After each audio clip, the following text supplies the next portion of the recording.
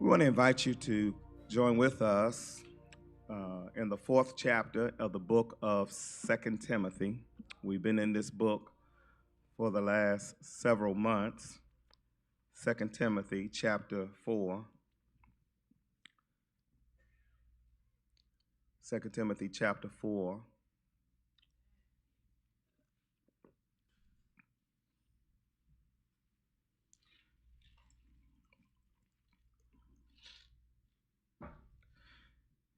And we want to pick up with verse 7. 2 Timothy chapter 4, verse 7. We want to gain our thought from that particular verse. Verse 7.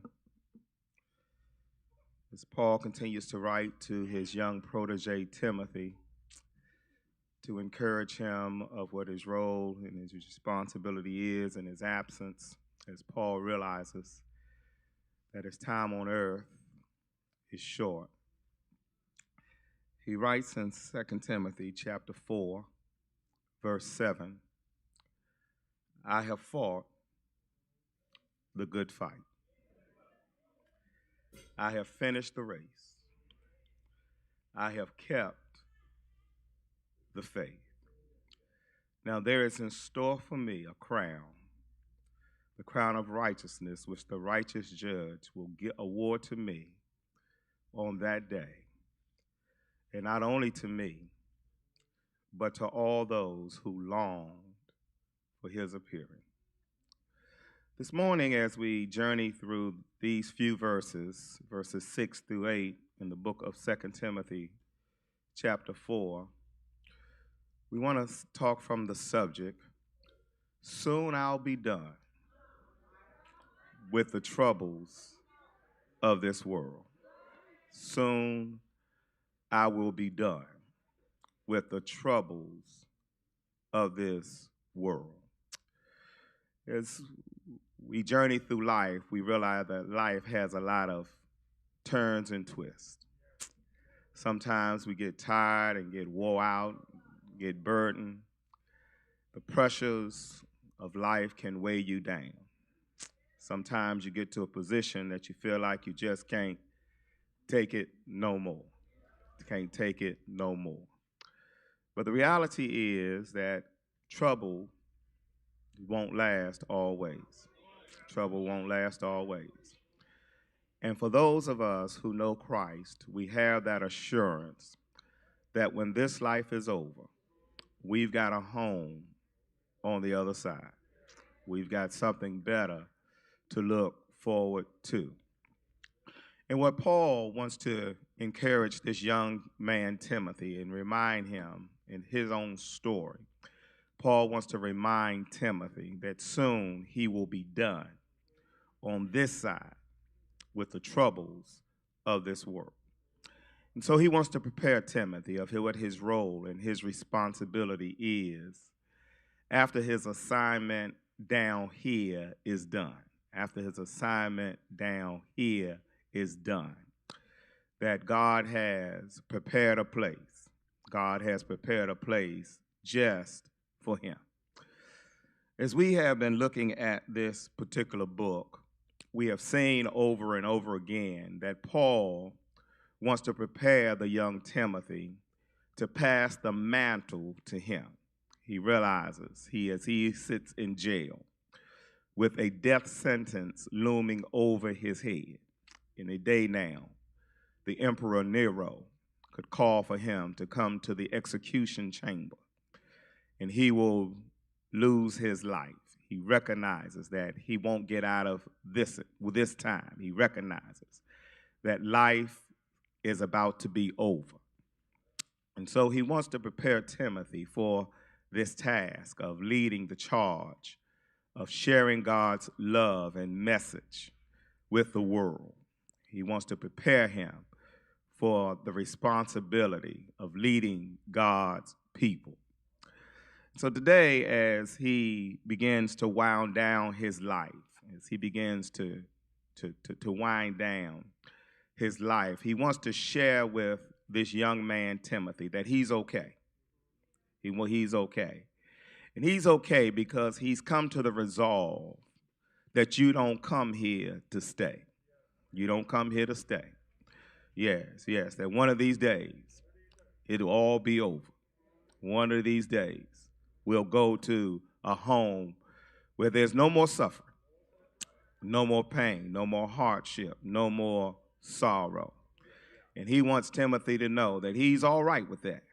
He's come to resolve to be all right with that. And so as he's done that, he has, if you've seen a few weeks ago, he's instructed Timothy to make sure you remember chapter 4, verse 2, the early part of this chapter. Preach the word. That's what you need to do. Preach the word. Be ready in season and out of season, because the time will come where they don't want to hear God's word. They want to hear what the latest, greatest things are. They want to hear what their itching ears want to hear. They're not going to be interested in what God has to say. They're going to be doing, they're going to feel like it's their thing.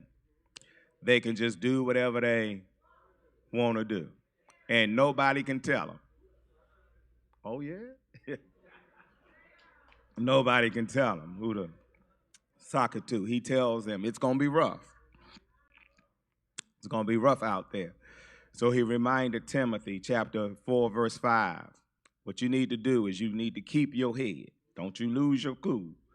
You keep your head in all situations. You got to make sure you keep your mind straight. Yeah, you have a steadfast, don't you lose your mind. Don't you lose your cool. Don't you let folk take you there. Yeah, don't you let folk take you there, and it'll be easy. You keep your head in all situations. Do what God has called you to do. Paul writes, now that I've given you your instructions, Timothy, I want to tell you about my situation. He says, now, for I am already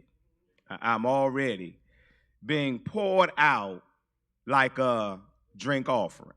I'm already have committed myself to being a sacrifice unto God. And many of you know Romans chapter 12, verse 1. That's what God is calling us to do, to be a living sacrifice, holy and acceptable unto God, which is our reasonable service. Yeah, that's what he is calling us to do, to be a sacrifice. And in the Old Testament, what they would do is they would offer a grain sacrifice, and then they would offer a burnt sacrifice, some kind of animal, and then they would have a drink sacrifice that they would pour out. And what Paul is telling Timothy is, Timothy, I want you to know that when it came to serving God, I poured it all out for him. I left it all on the field. I gave him my best shot. Yes. I realized that when it came to serving God, as my son reminded us this week, 99 and a half wouldn't do. Yes.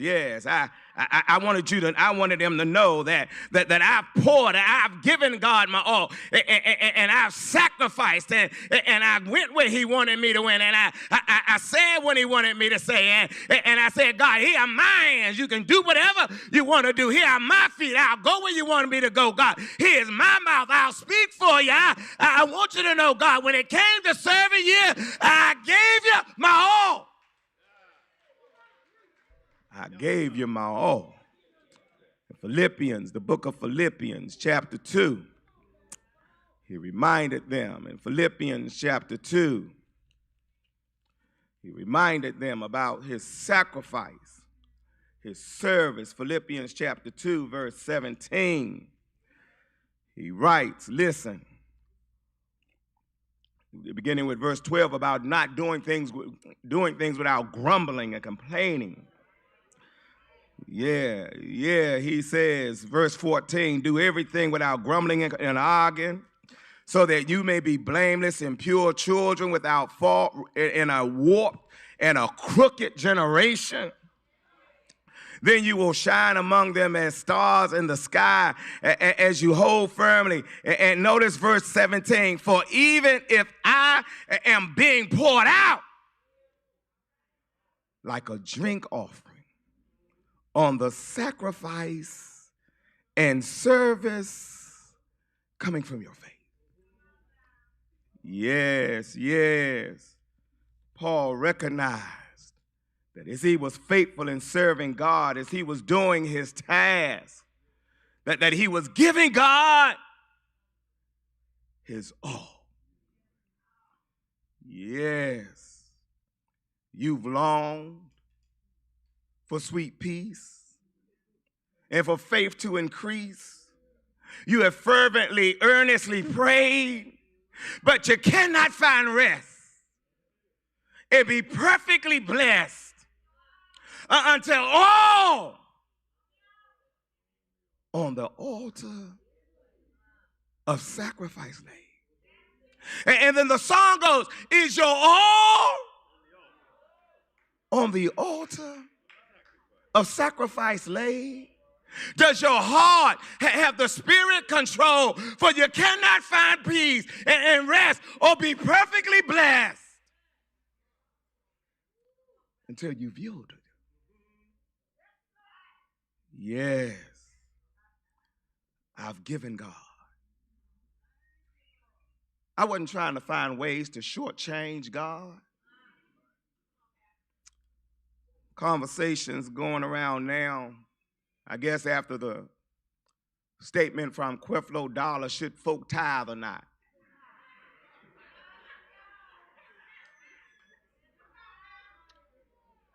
You know what my response is? Tithe if you want to. Don't tithe if you don't want to.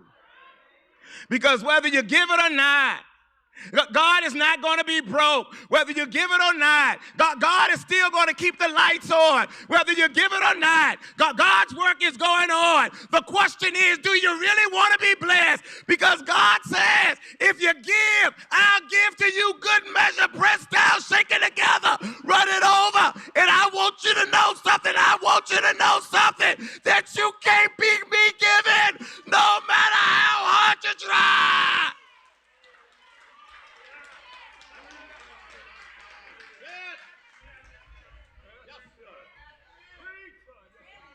Paul says, I put it all on the altar. I've given God my all. I didn't hold back. And the reason why I didn't hold back, because I realized and I recognized where God had brought me from. I realized and I recognized where God had brought me from. I realized and I recognized where God has brought me from. And when I think where God has brought me from, I can't help but give him my best.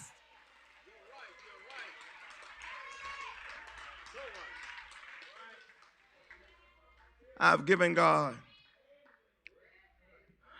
God my best. And notice what he says. Since I've given God my best, I'm all right with what's ahead. The time for my departure is near. It's time. I'm ready to go home now. You know how it is when you go to the airport and they give you a time, when they let you know it's boarding time. You're saying, I'm about to go to my destination. And what Paul says is, I'm about to go to my final destination. And I'm all right with that. Why I'm all right with that, going to my final destination, why I'm all right with that, realizing that my life will soon be over. And I'm going to leave the cares and the concerns of this world behind. Paul says, I'm going to tell you why I'm all right with that for 3 reasons. Number 1, because, see, I realize and I recognize that I fought the good fight. Now notice he doesn't say I fought a good fight. I fought the good fight.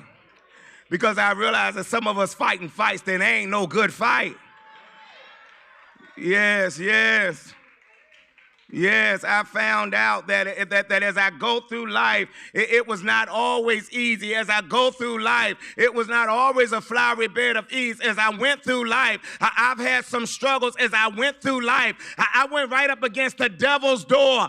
And when you go up to the devil's door, you can be recognized and realize the devil is going to fight. But that was all right because I had God on my side, and I was up for the challenge. And as I went doing what God had called me to do, it was a struggle. It was hard. It was difficult. I had to cry sometimes, but that's all right. I hung in there. You're right. In fact, you remember what he told them week before last in chapter 3, verse 10.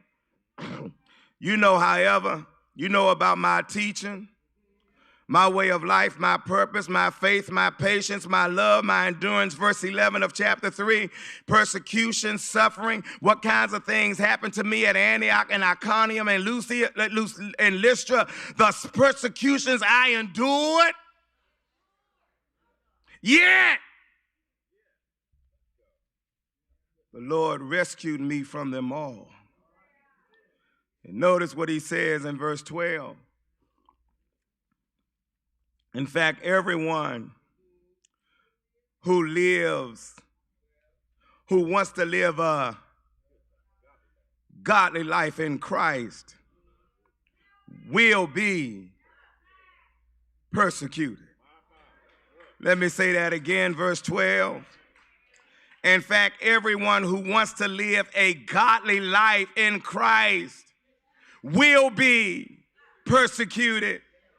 While evildoers and impostors go from bad to worse, deceivers being deceived. Yes, I fought the good fight.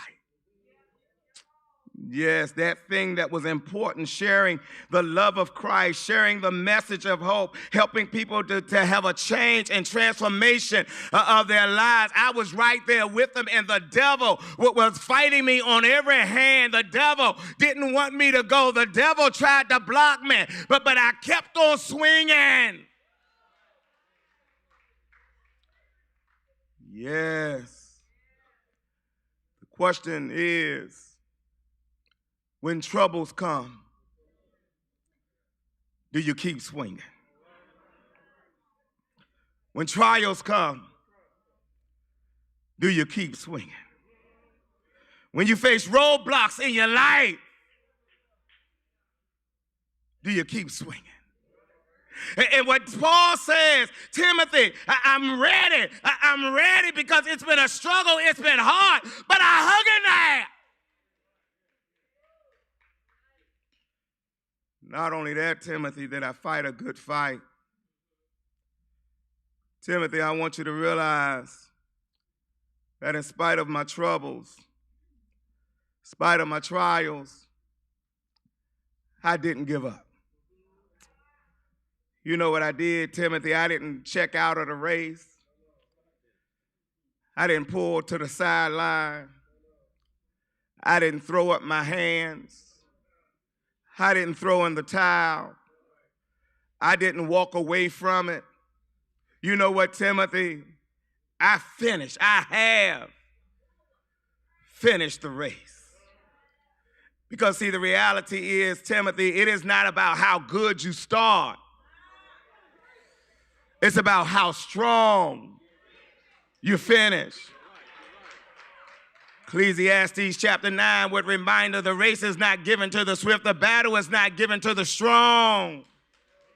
But it is he that can endure, that can hang in there, that can keep your eyes on the prize. You know what we learned a couple of weeks ago in Hebrews chapter 12? Since we are encompassed about with such a great cloud of witnesses, let us run the race. Let us run the race, keeping our eyes on Jesus.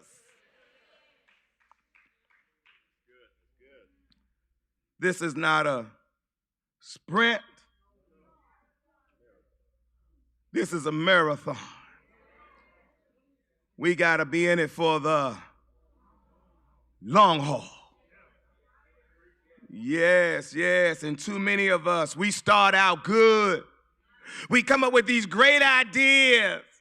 But the moment some trial come in our life, the moment some problem comes, the moment some discouraging word comes, we walk away from it. Paul says, no, that's not my story. Not only did I fight well, but I finished strong. Yes, yes, yes, Timothy. Not only did I fight and I finished my race, but Timothy, I want you to know I didn't turn my back on God. Oh, yes, oh, yes. We learned a couple of weeks ago in Hebrews chapter 11, verse 1, faith is the substance of things hoped for, the evidence of things not seen. Verse 6, now without faith it is impossible to please God. He that cometh to him must believe that he is, and that he is a rewarder of them that diligently seek him. Timothy, as I went through those hard times, as I went through those battles, as I fought wild beasts, as we saw in 1 Corinthians chapter 15, verse 32, as I fought those hard battles, I kept my faith. I knew some way, somehow, God was going to bring me out of that thing. Oh, yes, I knew that there was no failure in God and that he would not let me down. Yes, yes, and the question before us today, the question before us today here at Cornerstone Baptist Church, as we are about doing what God has called us to do, as we are about accomplishing his will, as we are about being faithful to what God has called us to do, are we committed to fighting the good faith? Are we committed to finishing our race? Are we committed to keeping the faith? Do we let, when folk talk about us, turn us around? Do we let, when things don't go our way, discourage us? Yes, yes. Paul said, I had every reason in the world to give it up. I had every reason in the world to throw in the towel. I had every reason in the world to turn my back. But you know what? I kept my eyes on the goal. I fixed my eyes on Jesus. And I was determined. No turning back. No turning back. So, Timothy, I want you to know I'm ready. I know what's ahead, but I'm good with it. Yes, yes. Because I fought the good fight. Because I finished the race. Because I kept the faith. You know what? God's got a crown in store for me. Crown of righteousness, one that is given to the righteous ones, one of those that is given to those who have kept the faith, those that is given to those who have finished the race, those a crown that is given to those who have hung in there, a crown that is given to those who have had to cry sometimes, a crown that is given to those who have had to struggle, a crown that is given to those who have had to go up the rough side of the mountain. Yes. Timothy, I got a crown that's in store for me. And I'm not talking about them crowns that the funeral home director marched down the aisle and put on your head while you're in the casket.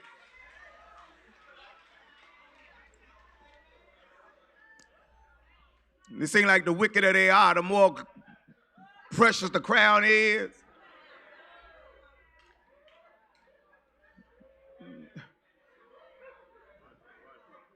Don't know what that's supposed to symbolize. Tell the family, keep that money. Yes, yes. There is a crown that is in store on the other side. Yes, yes, and you know what he says? It's a crown that the righteous judge, the one who knows my struggles, the one that knows my pain, the one that knows what I've been through, and you know what? He will reward me on that day when life down here is over, when I've finished my fight down here, when I put my Bible and sword in the sandy beach of time. Yes, I'm going home to get my reward. Yes, and Paul reminds Timothy, that's what I'm looking forward to. Yes, that one of these days I'll be done with the troubles of this world. One of these days, Timothy, I'm going to a place where the wicked will cease their troubling, and the weary shall be at rest. One of these days, Timothy, I'm encouraged because I'm going to a place where there's no more suffering and sorrow. Folk of old would say always howdy, howdy, and never goodbye. That's why I'm looking forward to, Timothy. No more struggling over there.